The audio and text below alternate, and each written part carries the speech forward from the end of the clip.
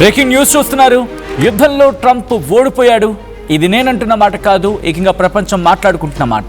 ఇరాన్ను గెలవలేకపోయాడు Trump. ఇరాన్తో యుద్ధంపై white హౌస్లో కీలక ప్రకటన జారీ చేశాడు అమెరికా అధ్యక్షుడు ట్రంప్. యుద్ధం ఆపేసినట్టు అమెరికా కాంగ్రెస్కు చెప్పుకొచ్చింది వైట్ హౌస్. మిడిల్ ఈస్ట్లో యుఎస్ దళాలు ఉన్నప్పటికీ ఇరాన్తో యుద్ధం ముగిసిందని చెప్పి వెల్లడించింది వైట్ హౌస్. అమెరికా చట్టాల ప్రకారం కాంగ్రెస్ ఆమోదం లేకుండా ఆర్మీ ఆపరేషన్ చేపడితే 60 రోజుల్లోపు వాటిని ఆపేయాలి, 60 రోజుల్లోపు వాటిని నిలిపివేయాలి. ఇరాన్తో యుద్ధంలో నిన్నటితో 60 రోజుల గడువు ముగిసింది. ఇప్పుడు యుద్ధాన్ని కొనసాగించేందుకు కాంగ్రెస్ పర్మిషన్ తప్పనిసరి. దీంతో ఈ పర్మిషన్ వివాదానికి స్వస్థ పలికేందుకే ఇప్పుడు వైట్ హౌస్ ప్రకటన జారీ చేసింది. ఇరాన్తో సీజ్ ఫైర్ జరిగింది, యుద్ధం ముగిసింది, 60 రోజుల నిబంధన వర్తించదంటూ ట్రంప్ ప్రభుత్వం చెప్పుకొచ్చింది. మిడిల్ ఈస్ట్లో ఉద్రిక్తతలపై ట్రంప్ భిన్న ప్రకటనలు అందరినీ కంగారు గురి చేస్తున్నాయి. ఇరాన్తో గొడవలు ముగిశాయంటూనే యుద్ధం కొనసాగింపుపై అధికారాలు కాపాడుకునే ప్రయత్నం జరుగుతోంది అనేది ఇక్కడ వినిపించే మాట. దానికి సంబంధించిన బిగ్ బ్రేకింగ్ న్యూస్ చూస్తున్నారు.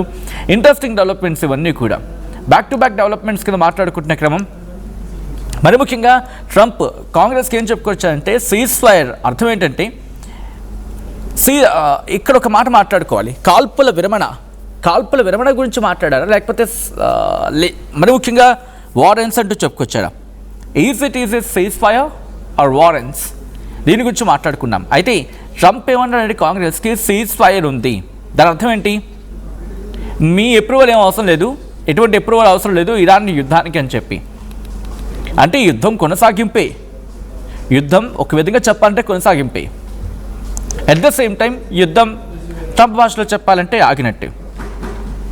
అంటే అంటారు కదా, కర్ర విరగలేదు ఇంకేదో జరగలేదని చెప్పి, అలా మాట. I'm sorry. ఇరాన్తో యుద్ధం ముగిసిందని చెప్పి వైట్ హౌస్ కీలక ప్రకటన జారీ చేసింది. ఇరాన్తో యుద్ధం ఆపేసినట్లు అమెరికా కాంగ్రెస్కు చెప్పింది. వార్ పవర్స్ యాక్ట్ ప్రకారం ఏదైనా యుద్ధం ప్రారంభించినా, లేకపోతే ఆ యాక్ట్ ప్రకారం యుద్ధం ప్రారంభమైన 60 రోజులలోపు, అంటే వార్ పవర్స్ యాక్ట్ ప్రకారం విధించిన 60 రోజుల గడువు ముగియడంతో ఈ ప్రకటన జారీ చేస్తుంది. దీంతో ఇప్పుడు క్లారిటీ ఇచ్చుకోవాల్సి వచ్చింది. అండ్ ఇప్పుడు దీన్ని ట్రంప్ కట్టుబడి ఉంటాడా? ఇక్కడ ఒక పాయింట్ని మెన్షన్ చేసే ప్రయత్నం చేస్తా. ఇరాన్ని ఎలాగా ఎదుర్కోలేరు, అంటే ఇరాన్తో యుద్ధం కంటిన్యూ అవ్వడం మాత్రం ఇక్కడ డ్యామ్ ష్యూర్గా కనిపిస్తూ ఉంది. బట్ ఇప్పుడు ఈ యుద్ధం కొనసాగిస్తే కనుక కాంగ్రెస్ నుంచి, అంటే చట్టాన్ని ఉల్లంఘించారని చెప్పి ట్రంప్ మీద ఆ మరక పడుతుంది. కాబట్టి ఆ మరక నుంచి తప్పించుకునేందుకు కాల్పుల విరమణ ఉంది, అంటే యుద్ధం జరగట్లేదు అలా అని చెప్పి యుద్ధం ముగిసిందని కాదు, కాల్పుల విరమణ ఉంది కాబట్టి దీన్ని బూచుగా చూపించే ప్రయత్నం చేస్తున్నాడు. ఇక్కడ ఒక 2 పాయింట్లు మాట్లాడుకోవాలి. ఇప్పుడు ఈ పాయింట్ని డైవర్ట్ చేసే ప్రయత్నం కూడా జరుగుతోంది. ఎట్లా? ఇన్ఫ్యాక్ట్ మార్నింగ్ మనం చూసాం, ట్రంప్ మాట్లాడుతూ క్యూబా మీద యుద్ధానికి వెళ్ళిపోతుందని చెప్పుకొచ్చాడు. ఇంకొక మాట కూడా అన్నాడు, ఇరాన్ నుంచి తమ సైన్యం వెనక్కి వస్తుంది, వెనక్కి వచ్చే దారిలో క్యూబా సంగతి చూసుకొస్తుందని చెప్పి. What does it mean? అంతే కదా, what does it mean?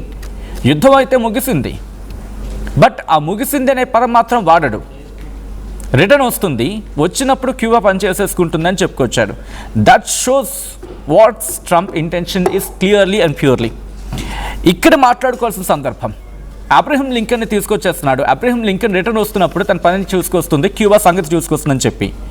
Arabia సముద్రంలో మోహరించింది అబ్రహం లింకన్ కదా ఇరాన్ మీదకి. గత కొన్ని నెలలుగా అక్కడే ఉంది కదా. ఇప్పుడు దాన్ని వెనక్కి తీసుకొచ్చడం అంటే అర్థం ఏంటి? యుద్ధాన్ని ఇన్ఫ్యాక్ట్ యుద్ధాన్ని విరమించుకున్నట్టు, కాల్పుల విరమణ పేరుగా చెప్తున్నప్పటికీ కూడా యుద్ధాన్ని విరమించుకున్నట్టే. అయితే విరమణ అనే పదాన్ని చూపించి, కాల్పుల విరమణ అనే పదాన్ని చూపించి వెనకాల యుద్ధాన్ని ముగించాడు. ఎందుకని? భయపడ్డాడు. బట్ ఆ భయపడ్డాడని చెప్పి ప్రపంచం మళ్ళీ అనుకుంటుంది కదా, దాన్ని కవరప్ చేసుకునేందుకు క్యూబాని ఇప్పుడు యుద్ధానికి వెళ్తా అంటున్నాడు. క్యూబాని హస్తగతం చేసుకున్నాడు అనుకుందాం ఫర్ ఎగ్జాంపుల్, లేకపోతే ఫర్ సపోజ్. అప్పుడు ఏం చెప్తాడు? ఇదిగోండి క్యూబాని మేము సొంతం చేసేసుకున్నాం, ఇరాన్ పని అయిపోయింది కాబట్టి క్యూబాని కూడా మేము లాగేసుకున్నాం అని చెప్పి అప్పుడు దీన్ని కవరప్ చేసుకుంటాడు. అప్పుడు ఇంటర్నేషనల్ మీడియా అంతా క్యూబా వైపు వెళ్ళిపోతుంది కదా. సో నేషనల్ మీడియా కావచ్చు, ఇంటర్నేషనల్ మీడియా కావచ్చు, ఫోకస్ అంతా క్యూబా వైపు టర్న్ అవుట్ అయిపోతుంది. అండ్ క్యూబాను హస్తగతం చేసుకోవడం పెద్దగా టైం పట్టకపోవచ్చేమో, ఎందుకంటే వెంచులాని హస్తగతం చేసుకున్నప్పుడు క్యూబా పెద్ద టార్గెటా? అక్కడే తక్కువ అంచనా వేయడానికి వీలేదు. ఇరాన్ కూడా ఇలా తక్కువ అంచనా వేసే దెబ్బతింది. ఎందుకు క్యూబాని తక్కువ అంచనా వేయడానికి వీలేదు? క్యూబాకి కూడా చైనాకి అలాగే రష్యాకి వీళ్ళ ముగ్గురికి మంచి సంబంధాలు ఉన్నాయి, సత్సంబంధాలు ఉన్నాయి. శాంక్షన్స్తో ముత్తేస్తున్నాడు ఏకంగా. శాంక్షన్స్ క్యూబాను కూడా దండిస్తూ ఉన్నాడు ఈ సో కాల్డ్ అమెరికా అధ్యక్షుడు. అటువంటి క్యూబా కూడా ఇప్పుడు ఒకటికి 2 సార్లు రీటరేట్ చేస్తోంది. ఏమని? మాది స్వతంత్ర దేశం, మా మీద దాడి చేస్తే దీనికి బదులు తీర్చుకుంటామనే అర్థం వచ్చేలా మాట్లాడుతూ ఉంది. ఎవరిని చూసుకుని ధైర్యం క్యూబాకి? అమెరికా అధ్యక్షుడు ఢీ కొట్టడం అంటే ఇన్ఫ్యాక్ట్ వాళ్ళ వర్డ్స్ అని చెప్పే ప్రయత్నం చేస్తున్నాను. వరల్డ్స్ పవర్ఫుల్ ఆర్మీ, లేకపోతే వరల్డ్స్ గ్రేటెస్ట్ ఆర్మీ, ఇది క్యూబానే కోట్ చేసిన మాటలు. అంటే ప్రపంచంలోని world's most powerful army, world's powerful army అంటోంది. దాంతోపాటు ఇంకా అంటే ప్రపంచంలోనే అత్యున్నత ప్రమాణాలు ఉన్న ఆర్మీ అమెరికన్ ఆర్మీ అని చెప్పి క్యూబా చెబుతూ ఉంది.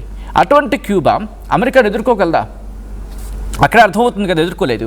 బట్ క్యూబా వెనకాల అంటే అంత ధైర్యంగా మేము ఎదుర్కోవడానికి సిద్ధమవుతా అని చెప్పడానికి కారణం ఏంటి? చైనా అమెరికా మధ్య ఎటువంటి ఇష్యూస్ ఉన్నా చూసా, అండ్ రష్యా అమెరికా. కాబట్టి చైనా రష్యాలు ఇప్పుడు క్యూబాకి సపోర్ట్గా వెళితే ఇక్కడ కూడా తోక ముడుచుకుని వెళ్ళిపోతారా? లేకపోతే క్యూబాని కాస్త హస్తగతం చేసుకొని అప్పుడు దాన్ని బూచిగా చూపించి ఇరాన్ కథం కూడా ముగిసిపోయినాయి అని అంటాడా? ఒకవేళ ఆ క్వశ్చన్స్ రైజ్ అయినప్పుడు ఇప్పటికే చెబుతోంది కదా, మీరు కనుక పంపిస్తే అమెరికా సైన్యాన్ని సముద్రంలో కలిపేస్తూ ఉంటుంది ఇరాన్. ఇప్పటికీ ధైర్యంగా మాట్లాడుతుంది. ముస్తాఫా ఖమేనీ నుంచి స్టేట్మెంట్స్ అని ఇటు ఇంటర్నేషనల్ మీడియా కూడా కోట్ చేస్తోంది. బట్ అతగారు బయటికి ఇక్కడ కనిపించట్లేదు, బయట ప్రపంచానికి కనిపించలేదు. అఫీషియల్గా అధ్యక్షుడు సుప్రీం లీడర్ అయిన తర్వాత ఎక్కడ స్టేట్మెంట్ లేదు. ఆ విషయం ఆ కథ వేరే మళ్ళీ. బట్ ఇక్కడ ట్రంప్ విషయం చూసుకుంటే కనుక ఈరోజు యూఎస్ కాంగ్రెస్కి సమాధానం చెప్పుకోవాల్సి వచ్చింది. ఎందుకంటే వాళ్ళ పర్మిషన్ లేకుండా 60 రోజులు యుద్ధాన్ని కంటిన్యూ చేయడానికి వీల్లేదు. కాబట్టి అది ముగిసిపోయింది. ఈ రోజుతో ఆ టైం ముగిసిపోయింది, ఆ డెడ్ లైన్ లాక్ అయిపోయింది. కాబట్టి ఏంటి, నొప్పించక తానొప్పక తప్పించుకు తిరుగువాడు నేర్పడి సొమ్ముత అని చెప్పి మనకేదో ఉంటుంది, గుర్తుందా మీకు? అంటే వేరేవాడిని నొప్పించడు అలా అని చెప్పి ఈజీగా తప్పించుకుని తిరుగుతూ ఉంటాడు అన్నమాట. అలాగా ఆ కాంగ్రెస్కి ఏం చెప్పుకోవచ్చు, కాల్పుల విరమణ ఉంది. కాల్పుల విరమణ జరిగింది దాదాపుగా ఏప్రిల్లోనే, అంటే దాదాపుగా April 7th అప్పటి నుంచి కదా కొంచెం సిచ్యువేషన్స్ మారుతూ ఉన్నాయి. Subject the correction here it again. So అప్పటి నుంచి కాల్పుల విరమణ జరుగుతోంది. కాబట్టి యుద్ధం ఆగి చాలా రోజులు అయింది అని చెప్పి కాకమ్మ కబుర్లు చెప్పే ప్రయత్నం చేస్తూ ఉన్నాడు. అందుకే యుద్ధం కొనసాగించాలంటే అమెరికా కాంగ్రెస్ పర్మిషన్ తప్పనిసరి. ఇప్పుడు నేడుతో అయిపోయింది అది. దీంతో ట్రంప్, మరి ముఖ్యంగా వైట్ హౌస్ ఈ మెసేజ్ని పంపించింది కాంగ్రెస్కి. April 7న ఇరాన్తో కాల్పుల విరమణ ఒప్పందం అమల్లోకి వచ్చింది. వెస్ట్ ఏషియాలో ఉద్రిక్తుల మీద ట్రంప్ ప్రకటనలకు సంబంధించి మాట్లాడుకుంటున్న క్రమం ఇప్పుడు ప్రపంచం అంతా కూడా. సో ఇప్పుడు 60 రోజుల అనుమతికి సంబంధించి డెమోక్రాట్లు, అపోజిషన్ ఉన్న డెమోక్రాట్లు ఏం చేయబోతూ ఉన్నారు? ఎందుకంటే ఏప్రిల్లో కాల్పుల విరమణ అమల్లోకి వచ్చినప్పటి నుంచి దాడులు జరగలేదు. ఇరాన్తో ముప్పు ఇంకా పూర్తిగా పోయింది. ప్రమాదం లేదు.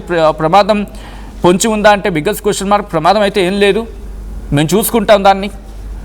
ఇరాన్ లీడర్షిప్ ఎప్పుడో పూర్తిగా నాశనం అయిపోయింది. వాళ్ళ దగ్గర ఆయుధాలు లేవు, వాళ్ళ నేవీ పూర్తిగా నాశనం అయిపోయింది, వాళ్ళ డిఫెన్స్ సిస్టమ్ పూర్తిగా పోయింది, వాళ్ళ డిఫెన్స్ మ్యానుఫ్యాక్చరింగ్ యూనిట్స్ దెబ్బ కొట్టాం, వాళ్ళు పూర్తిగా ధ్వంసం అయిపోయారు. వాళ్ళెవరూ అసలు లేరు, ఎవరితో మాట్లాడాలో కూడా మాకు తెలియదు. ఆ కమ్యూనికేషన్ అంత దారుణంగా ఉంది. వాళ్ళ లీడర్షిప్ కమ్యూనికేట్ చేసే లీడర్షిప్పే లేదు అని చెప్పి ఇలా రకరకాలుగా మాట్లాడుకొచ్చిన ట్రంప్ ఈరోజు యుద్ధం అయిపోయింది అంటున్నాడు. మరి ఎవరితో మాట్లాడాడు, ఏ విధంగా మాట్లాడాడు, ఎందుకు మాట్లాడాడు, ఏ కోసం మాట్లాడాడు, ఏ అంశాలు ప్రస్తావించాడు, ఇది ఎక్కడ మాట్లాడలేదు. యుద్ధం ఆగిపోయింది అంతే. నేను చెప్పాను అమెరికా అధ్యక్షుని కదా, నేను చెప్పాను అంతే. ఇది ట్రంప్ స్టేట్మెంట్. కానీ ఒప్పుకున్నాడా ఓడిపోయానని చెప్పి? బహుశా ఆ మనిషి మాట తీరుబట్టి అర్థమవుతుంది. ఒప్పుకున్నాడు అనేది ఆయన మాటల్లో, అంటే డైరెక్ట్గా ఒప్పుకున్నాడని చెప్పకపోయినప్పటికీ మనసు ఎక్కడో యాక్సెప్ట్ చేస్తోంది ఓడిపోయానని చెప్పి. సో మీరేమనుకుంటున్నారు? ట్రంప్ ఓడిపోతాడని చెప్పి మీరు ముందే ఊహించారా? Yes are no?